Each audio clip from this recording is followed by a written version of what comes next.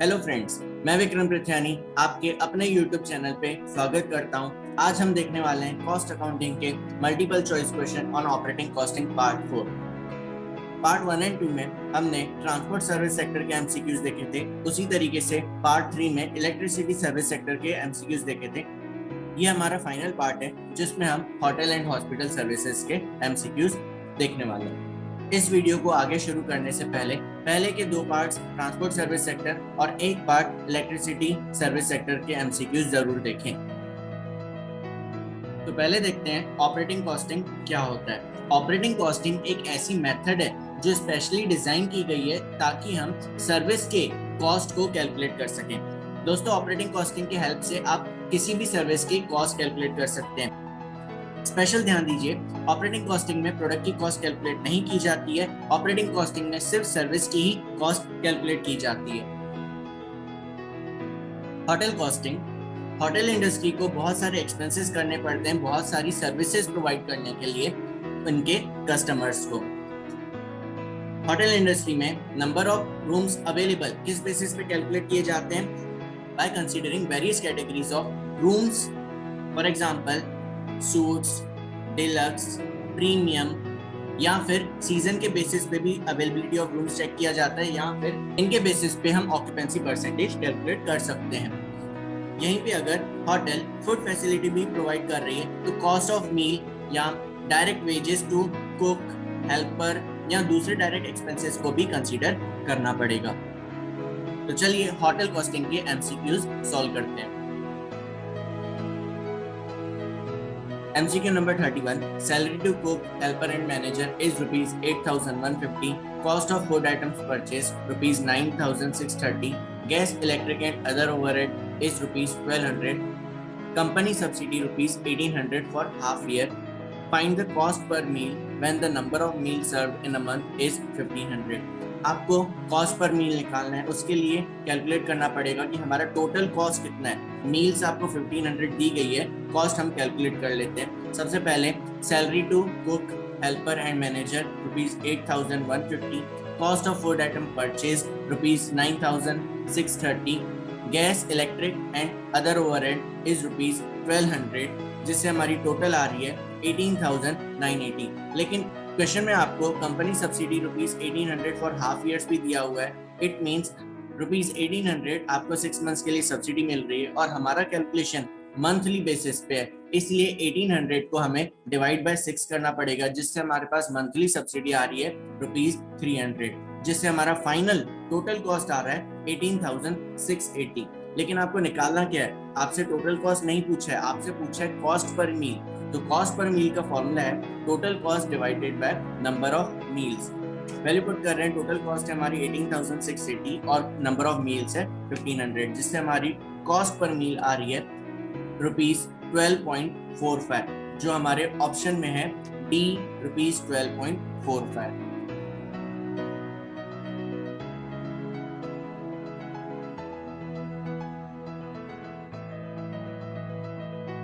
Next question.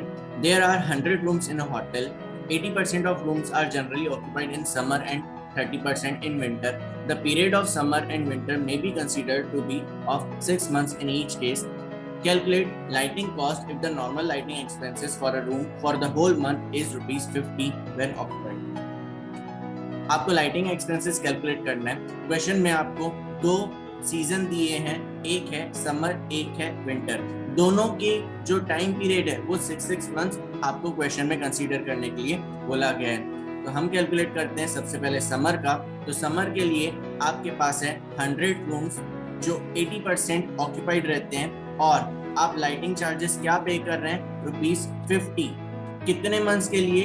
6 months के लिए। तो जिससे आपका टोटल समर का लाइटिंग कॉस्ट आ रहा है 24,000। इसी तरीके से हम विंटर का भी कैलकुलेट करेंगे। विंटर में भी आपके सेम 100 रूम्स हैं, लेकिन ऑक्यूपेंसी क्या है? ऑक्यूपेंसी है 30%।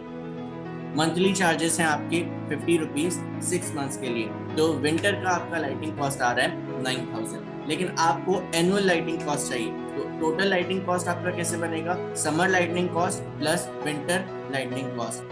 24,000 प्लस 9,000 टोटल होता है 33,000। तो आपका एनुअल लाइटिंग कॉस्ट है बी ₹33,000।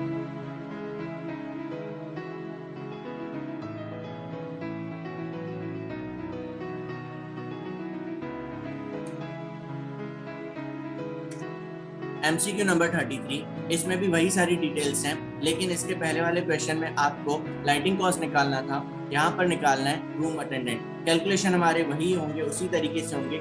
सबसे पहले हम समर कैलकुलेट करेंगे। समर में आपके पास 100 रूम्स हैं, 80% ऑक्यूपेंसी है, लेकिन यहाँ पर आप रूम अटेंडेंट को पे कितना कर रहे हो? रूम अटेंडेंट को पे कर रहे हो आप ₹2 पर डे। तो यहाँ पर डे है, इसीलिए आपको 30 से मल्टीप्लाई करना पड़ेगा, 30 डेज इन अ मंथ। और कितने मंथ्स के लिए कैलकुलेट कर रहे हो?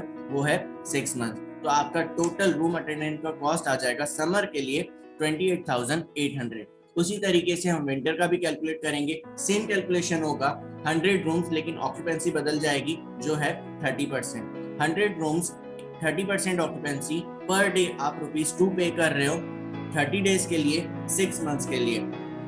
तो आपका विंटर का रूम अटेंडेंट कॉस्ट है 10,800। उसी तरीके से आपको एनुअल रूम अटेंडेंट का कॉस्ट निकालना है, जो है summer wages plus winter wages मिला के 28,800 प्लस 10,800, टोटल आ रहा है 39,600।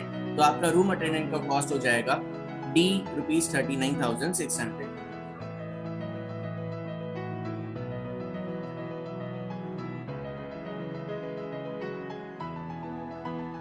Next question. The Holiday Hotel has 40 bedrooms with a maximum occupancy of 490 sleepers per week. Average occupancy is 60% throughout the year. Average weekly cost is ₹8,715.19. Daily rate per person will be.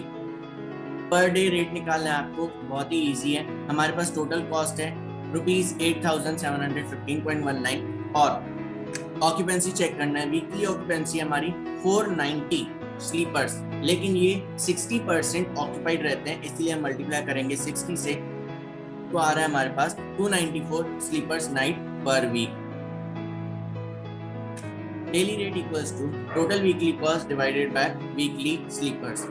जब आप total cost weekly लेंगे तो occupancy भी आपको weekly ही लेना पड़ेगा, इसलिए यहाँ पर सारे फिगर्स वीकली में ही लिए गए हैं। 2,715.19 डिवाइडेड बाय 294, जिससे आ रहा है 29.64। अब हमारे पास ऑप्शन में 29.64 नहीं है, हमारे पास ऑप्शंस हैं 29, 31, 30, 28।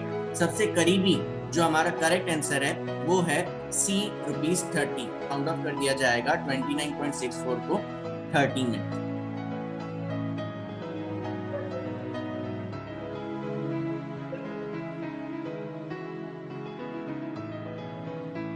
Next question. A lodging home is being run in a small hill station with 50 single rooms.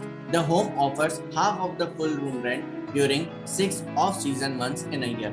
Occupancy during the season is 80% and in the off-season is 40%. Assuming a month to be of 30 days, calculate total room days. आपको total room days calculate करना है। यहाँ पर 2 season बताया गया है, एक on season और एक ऑफ सीजन। ऑफ सीजन में आपका रूम रेंट हाफ हो जाता है, लेकिन आपको कैलकुलेट करना है रूम डेज, जिसके लिए आपको रेंट से कोई मतलब नहीं है। तो चलिए शुरू करते हैं। रूम डेज कैलकुलेट करेंगे। सबसे पहले हम ऑन सीजन में हमारी ऑक्यूपेंसी 80% होती है, इसीलिए 50% multiply by 80% occupancy per day multiply करेंगे 30 डेज, और हमारा सीजन है 6 मंथ्स का, जिससे हमारे रूम डेज आ रहे हैं ऑन सीजन में 7,200। इसी तरीके से हम ऑफ सीजन कैलकुलेट करेंगे, सेम कैलकुलेशन हो जाएगा, ऑक्यूपेंसी बदल जाएगी। 50 rooms multiply by 40% occupancy 30 days into 6 months. Off season में आपके रूम डेज आ रहे हैं 3600। तो एनुअल आपका रूम डेज क्या हो जाएगा? On season room days plus off season room days 7,200 plus 3600, जिससे आ रहा है 10,800। तो आपका करेक्ट आंसर है बी 10,800 रूम डेज।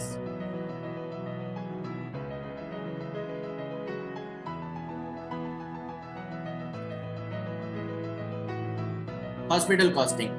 हॉस्पिटल के कॉस्ट को कैलकुलेट करने के लिए अलग अलग डिपार्टमेंट्स या फिर कैटेगरीज में हॉस्पिटल सर्विसेज को डिवाइड किया गया है। पहला है ओपीडी मतलब आउट पेशेंट डिपार्टमेंट, सेकेंड है वार्ड्स, थर्ड है मेडिकल सर्विस डिपार्टमेंट जैसे कि रेडियोथेरेपी, एक्सरे, पैथोलॉजी।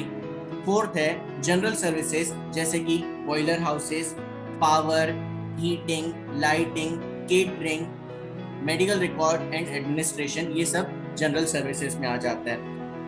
लास्ट है अदर सर्विस डिपार्टमेंट जिसमें डिस्पेंसरी, ट्रांसपोर्ट, क्लीनिंग, ये सारे कॉस्ट इंक्लूड हो जाते हैं। शुरू करते हैं हॉस्पिटल कॉस्टिंग के multiple choice questions. MCQ number 36. Calculate fixed cost when rent 60,000, supervisor salary 12,000, nurse salary 14,400, ward boy salary 3,600, repairs and maintenance 3,600 and general administration charge 49,550. हमें fixed cost calculate करना है। Rent है 60,000, supervisor salary 12,000, nurse salary 14,400, ward boy salary 3,600, repairs and maintenance 3,600 and general administration charges 49,550.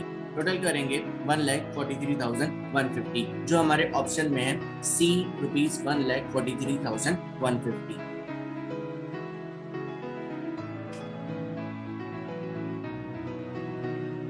Next question. The unit has the full capacity of 25 patients per day for 120 days and for another 80 days it had on 20 beds occupied per day. There were occasions when the beds were full and extra bed sheet were hired at charge of ₹5 per bed per day. The total hire charges for the extra beds incurred for whole year amounted to ₹2,000. Calculate number of patient days. आपको calculate करना पड़ेगा कि bed कितने use किए गए हैं। Question में आपको डिटेल दी गई है 25 पेशेंट पर डे मतलब 25 बेड्स यूज किए गए हैं। उसी तरीके से बाकी 80 डेज में 20 बेड्स ऑक्यूपाइड है। तो चलिए कैलकुलेट करते हैं। पेशेंट डेज 25 बेड्स यूज किए जा रहे हैं 120 डेज के लिए, तो टोटल हो रहे हैं 3,000 बेड्स। उसी तरीके से 20 बेड्स यूज किए जा रहे हैं 80 डेज के लिए 1,600 बेड्स। क्वेश्चन में कहा गया है एक्स्ट्रा बेड्स भी यूज किए जा रहे हैं जिसका एनुअल अमाउंट है 2,000 और एक बेड के चार्जेस हैं 5। 2,000 को हम डिवाइड कर देंगे 5 से, जिससे हमारे पास एक्स्ट्रा बेड्स हायर्ड आ जाएंगे 400। तो टोटल बेड्स हैं 5,000 जो आपके ऑप्शन में है ए 5,000 बेड्स मतलब ए 5,000 patient day.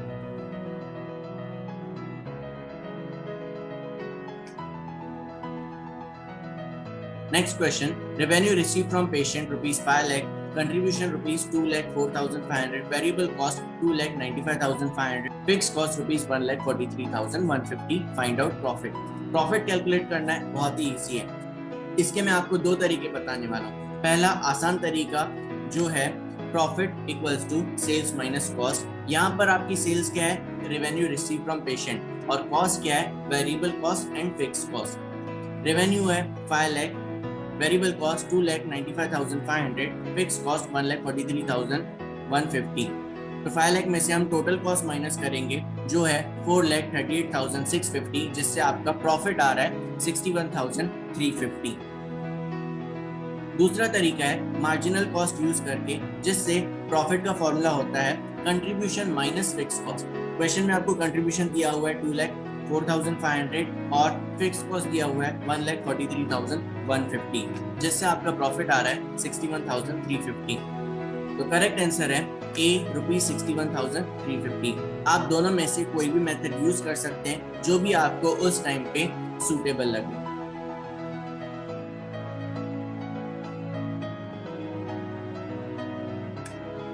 MCQ number 39. Contribution per patient day ₹80. Fixed cost 3,19,200. Calculate number of patient day to break even point. आपको break even point निकालना है। उसके लिए फॉर्मूला है break even point in units equals to fixed cost divided by contribution per unit. Fixed cost है 3,19,200 और contribution per unit आपको question में दिया है 80, जिससे आपका BEP आ रहा है 3,990। तो number of patient day to break even का करेक्ट आंसर है B 3,990 patients.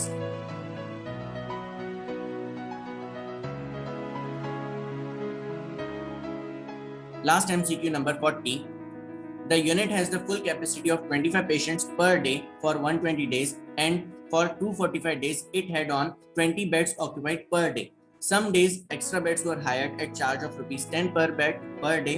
The total higher charges of extra beds incurred for whole year amounted to rupees 5,000. Calculate number of patient days. आपको patient days calculate करना है। यहाँ पर आपके 120 days में 25 patients per day आ रहे हैं। इट मींस 120 डेज में आपके 25 बेड्स यूज किए जा रहे हैं। उसी तरीके से 20 बेड्स ऑक्यूपाइड हैं पर डे फॉर 245 डेज। तो कैलकुलेट करेंगे patient day 25 beds for 120 days जो आ रहा है 3000 बेड्स, 20 बेड्स फॉर 245 डेज जो आ रहा है 4900 बेड्स।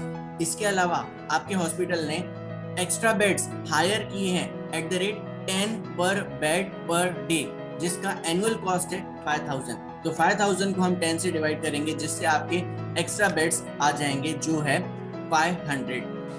इनकी टोटल करेंगे जो आ रहा है 8400। तो आपका नंबर ऑफ पेशेंट डेज हो गया C 8400।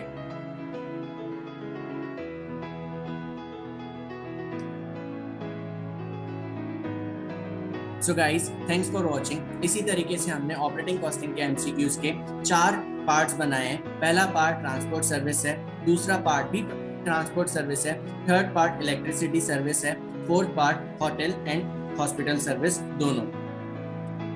इस वीडियो को लाइक एंड शेयर जरूर करें और साथ ही साथ हमारे चैनल को सब्सक्राइब करके हमारा उत्साह जरूर बढ़ाएं, ताकि इसी तरीके से हम आपके लिए और भी इंटरेस्टिंग टॉपिक पे वीडियोस बनाते जाएं। मैं विक्रम पृथ्यानी आपसे अलविदा लेता हूं और अब हम मिलेंगे अगले वीडियो में।